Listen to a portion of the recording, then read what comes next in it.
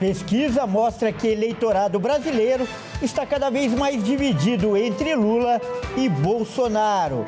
E você vai ver também. Lula veta 63 pontos da licença ambiental. Escorpiões deixam autoridades em alerta no Mato Grosso do Sul. 2 crianças morreram nesta semana. Quinta onda de frio deve derrubar temperaturas no centro-sul do país. E ainda, hoje tem lançamento da Graça Music, o novo louvor de Aline Tavares. Levante-se, geração que dorme, ai, a profeta da caverna. Tudo isso você confere a partir de agora no Jornal das 18h30.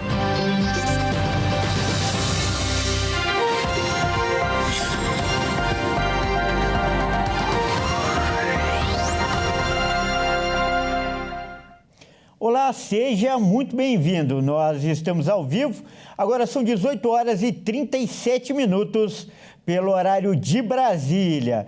Eu sou o Kleber Werneck e a partir de agora você confere comigo as principais notícias desta sexta-feira. Olha só, quando o assunto é escolher entre o PT ou o Bolsonaro, 76% dos brasileiros não fogem da resposta. Uma recente pesquisa revelou que a maioria da população no Brasil ou é petista ou bolsonarista. A polarização política segue em avanço no Brasil e uma recente pesquisa do Datafolha revelou que 76% dos brasileiros se identifica como petista ou bolsonarista. Em meio às desavenças entre Trump e Lula e a prisão de Bolsonaro, diferente do que se esperava, esses acontecimentos serviram para fortalecer a imagem dos políticos e, de certa forma, o brasileiro abraçou as causas. De acordo com a pesquisa feita com 2.004 entrevistados em 130 municípios do Brasil, 39% das pessoas se disseram alinhadas ao lado petista. Já 37% afirma ser do lado bolsonarista e 18% se considera neutras. 5% disse não apoiar nenhum lado e apenas 1% não soube responder. Apesar dos 2 pontos a mais dos petistas, a pesquisa aponta um empate técnico, justamente pela margem de erro, que é de 2 pontos percentuais. Essa é a primeira vez que a pesquisa aponta um empate técnico entre os lados desde 2023, quando os apoiadores do PT atingiram seu ápice na diferença percentual, que na época chegou a 10 pontos. A pesquisa também revela que a popularidade de Lula segue em baixa, muito pelo acúmulo de desgastes com o Congresso e também pela imagem abalada após o escândalo do INSS. E a lei que muda as regras do licenciamento ambiental recebeu 63 vetos do presidente Lula. As modificações serão analisadas pelo Congresso, que pode mantê-las ou derrubá-las. O presidente Lula sancionou com veto o projeto de lei aprovado no Congresso que fragiliza regras para licenciamento ambiental.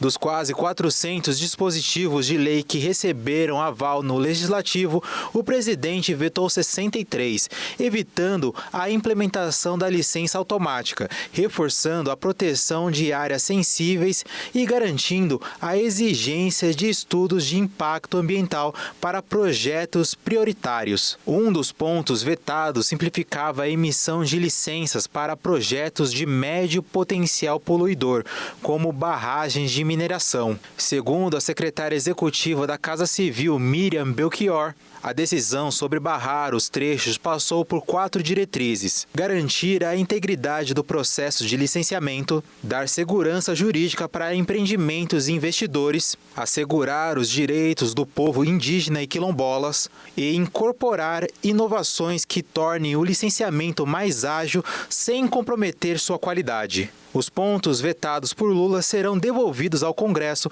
mas podem ser derrubados e restaurados para a versão anterior. Porém, o governo aposta no diálogo para manter as modificações. E as relações entre o Brasil e os Estados Unidos estão cada vez piores. Hoje, o representante, aliás, do governo norte-americano no Brasil, foi chamado pelo Itamaraty para dar explicações sobre uma postagem que foi feita ontem com críticas aos ministros do Supremo Tribunal Federal. Gabriel Escobar, o encarregado de negócios da Embaixada dos Estados Unidos no Brasil, foi convocado hoje pelo Itamaraty, que é o Ministério das Relações Exteriores, para uma conversa sobre a postagem feita no perfil da Embaixada Americana, que chamou o ministro do Supremo Tribunal Federal, Alexandre de Moraes, de principal arquiteto da censura e perseguição contra Bolsonaro e seus apoiadores.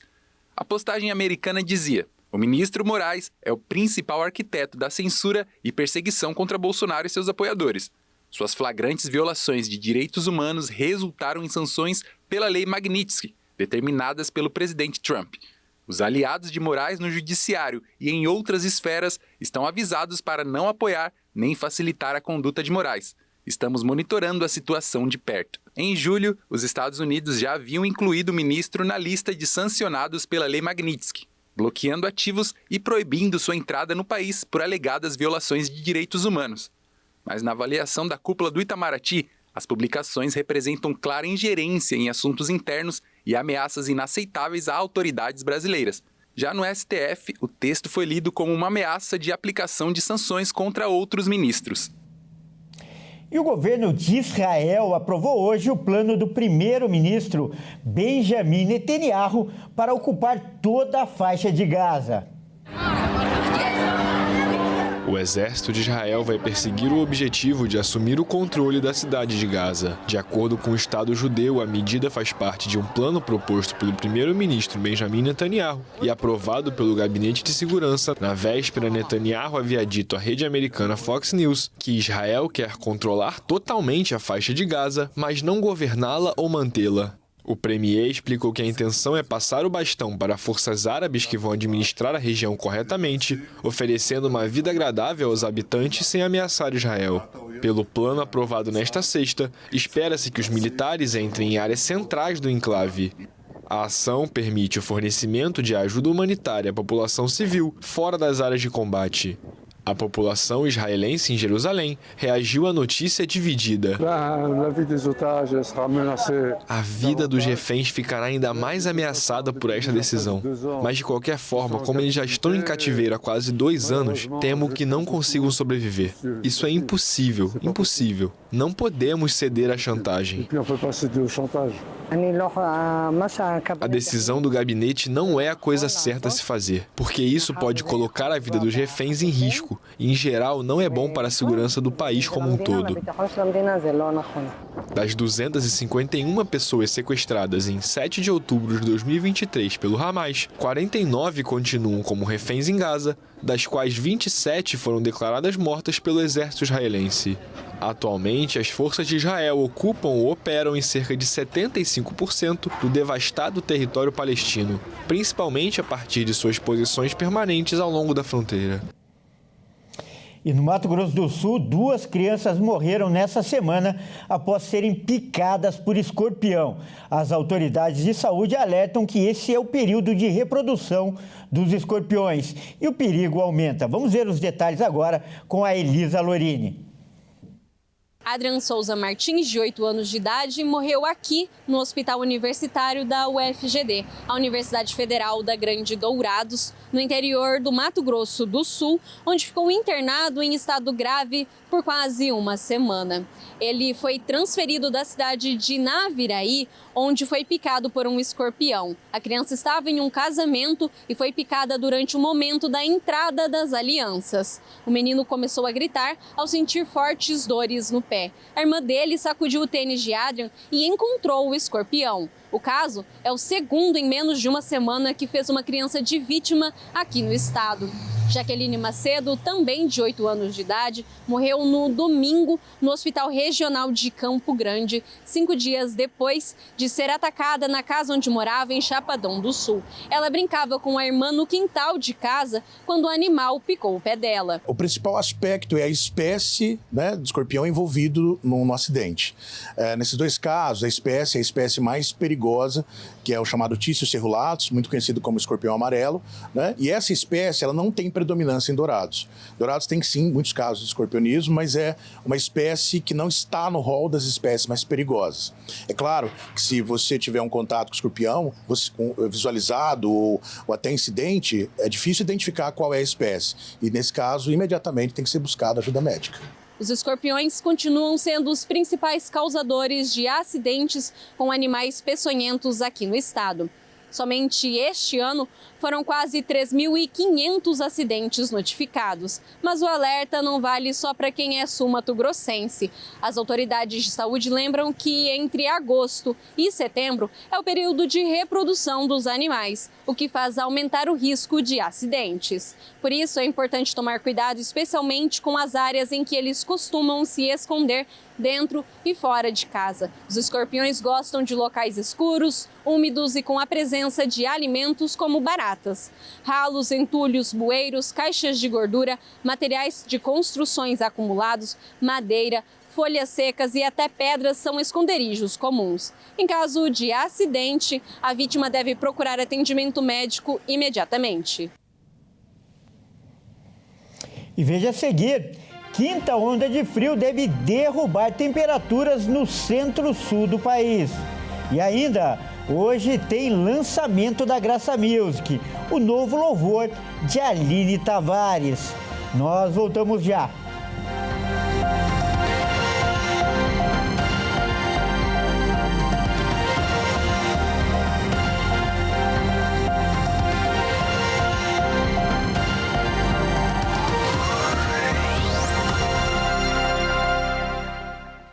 Mais uma vez, seja muito bem-vindo. Nós estamos de volta e ao vivo. São 18 horas e 49 minutos pelo horário de Brasília. E a gente volta falando de esportes aqui no Jornal das 18h30. E quem traz as informações é a Maíra Anjos. Boa noite, Maíra. Maíra, o Mirassol, que está completando 100 anos de história, joga nesse fim de semana com um uniforme comemorativo que relembra, inclusive, o título importante da seleção brasileira, né, Maíra? Pois é, uma linda homenagem, viu, Kleber? Boa noite a você e a todos que nos assistem. O Leão, como é chamado por seus torcedores, preparou um uniforme comemorativo inspirado na seleção brasileira de 1970. Vamos dar uma olhada. Flamengo e Mirassol é um dos jogos que abrem a 19ª rodada do Campeonato Brasileiro. No ano do seu centenário, o Leão está disputando a primeira divisão nacional pela primeira vez. A partida será disputada no Maracanã e será a estreia da equipe do interior de São Paulo no estádio que é um dos mais emblemáticos do mundo. O Mirassol, junto à fornecedora de material esportiva Atleta, desenvolveram um uniforme especial para a partida deste sábado, inspirado na seleção brasileira de 1970, que conquistou o tricampeonato no México. A nova camisa conta com o escudo do Mirassol em relevo e a taça Julice May estampada no uniforme. Na manga, foram adicionadas 3 estrelas em referência aos títulos conquistados até então. Além da camisa, os jogadores do Leão vestiram calção azul e meião branco, seguindo a tradição dos uniformes da seleção pentacampeã do mundo. A estreia do uniforme será justamente no Maracanã, devido à importância do estádio para a história do futebol brasileiro. E Maíra, além do Mirassol e o Flamengo, nós temos outros bons jogos, né, nesse fim de semana? Isso aí, vamos dar uma olhada na tabela. A 19ª rodada começa no sábado, com 5 jogos. Às 18h30, o líder do campeonato, Flamengo, recebe o Mirassol no Maracanã. No mesmo horário, São Paulo encara o Vitória no Morumbi, na capital paulista. E ainda às 18h30, o RB Bragantino encara o Internacional no Estádio Municipal Cícero de Souza Marques. Mais tarde, às 20h30, o Fortaleza enfrenta o Botafogo na Arena Castelão, em Fortaleza. E fechando os jogos de sábado, às 21 horas, o Bahia enfrenta o Fluminense na Arena Fonte Nova, em Salvador. Já no domingo, às 16 horas, o Vasco encara o Atlético Mineiro em São Januário, no Rio de Janeiro. E no mesmo horário, o Palmeiras recebe o Ceará no Allianz Parque, em São Paulo. Mais tarde, às 18h30, o Cruzeiro e o Santos se enfrentam no estádio do Mineirão, em Belo Horizonte. E encerrando os jogos do fim de semana, o Grêmio enfrenta o Sport na Arena do Grêmio, em Porto Alegre. Bastante jogo bom e a gente vai ficar de olho em tudo isso, viu, Kleber? Mas por hoje é só, eu desejo um ótimo fim de semana para você e a todos que nos assistem, além de um feliz Dia dos Pais a todos os nossos telespectadores. Muito bem lembrado, Maíra, começando pelo seu pai, né? Como é o nome dele? Manuel. Seu Manuel, feliz Dia dos Pais para você também. Obrigado e até mais, Maíra. Olha só, vamos mudar de assunto agora, porque uma nova onda de frio está próxima de chegar. O sul e o sudeste do país devem ser os mais atingidos pela forte massa de ar. A quinta onda de frio está chegando e os próximos dias devem ser bem gelados na grande parte do centro-sul do Brasil. A forte massa de ar polar também pode causar friagem no norte do país, entre Acre e Rondônia. A nova onda chega nesta sexta-feira e deve manter o clima frio ao menos até a próxima quarta-feira. Nessa onda de ar frio deve ser observada uma sequência maior de dias consecutivos com mínimas e máximas baixas. No sudeste e no centro-oeste, o primeiro dia do fim de semana também já deve ser de frio, mas as temperaturas devem cair ainda mais no domingo. As baixas temperaturas na parte da manhã também pode fazer com que algumas cidades do interior paulista, além de oeste e sudoeste paulista, cheguem a registrar geada. O domingo deve ser gelado, com amanhecer com os termômetros abaixo dos 10 graus em São Paulo. E sexta-feira é dia de dica para o fim de semana aqui no Jornal das 18h30. E quem traz as informações é a Amanda Silva. Boa noite, Amanda, seja bem-vinda.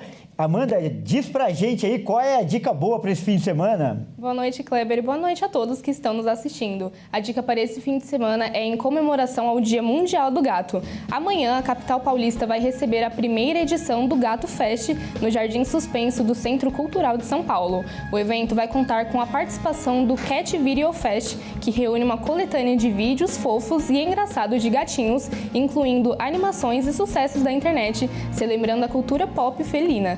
O festival ainda conta com outras atrações relacionadas ao universo felino. A entrada é gratuita, mas precisa retirar o ingresso na bilheteria do local 1 hora antes de cada atração. Dica muito legal essa aí. E, Amanda, sexta-feira também tem lançamento da Graça Music, não é mesmo? Isso mesmo, Kleber. A Aline Tavares lançou a música Acredito na Minha Geração, um louvor que leva uma mensagem especial para todos os jovens. E a Aline mandou um recado bem legal pra gente. Vamos dar uma olhada.